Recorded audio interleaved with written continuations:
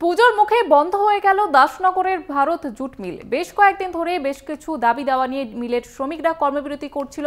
সেই কারণ দেখিয়ে মালিক কর্তৃপক্ষ আজ সকাল থেকে মিল বন্ধের নোটিশ দিয়ে দেয়। আজ সকালে কাজ করতে এসে মিলের গেটে নোটিশ দেখতে পেয়ে ক্ষোভে ফেটে পড়েন শ্রমিকরা।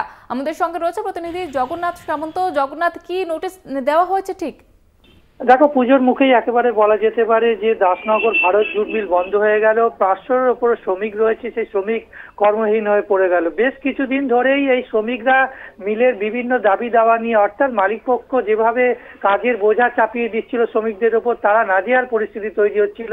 সেই কারণেই তারা কর্মবিরতি করেছিল। কিন্তু আজ সকালে কাজে এসে গেটের মুখে দেখে একজন সাসপেন্স অফ ওয়ার্কের নোটিশ, অর্থাৎ মিল বন্ধ করে দেওয়ার নোটিশ দিয়ে দিল মালিক কর্তৃপক্ষ, এবং তাতেই তারা ক্ষোভে ফেটে পড়ল। তারা ঠিক প্রোডাকশন দিচ্ছিল, তারা কর্ম করছিল, কিন্তু তা সত্ত্বেও এই পুজোর মুখে একেবারে কর্মহীন হয়ে পড়লো 500 শ্রমিক এবং তাদের পরিবারও।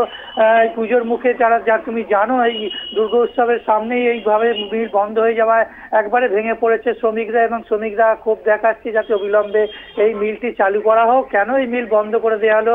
সঠিক প্রোডাকশন হওয়া সত্ত্বেও, সঠিক কর্ম হওয়া সত্ত্বেও যে দাবি দাবা নিয়ে তারা কর্মবিরতি করেছিল, সেই দাবি না মেনে সেই কর্তৃপক্ষ সেই অজুহাত দেখিয়ে আজকে মিলটি বন্ধ করে দিল পুরোপুরি। ধন্যবাদ জানাবো জগন্নাথ। আমাদের সঙ্গে ছিলেন প্রতিনিধি জগন্নাথ সামন্ত।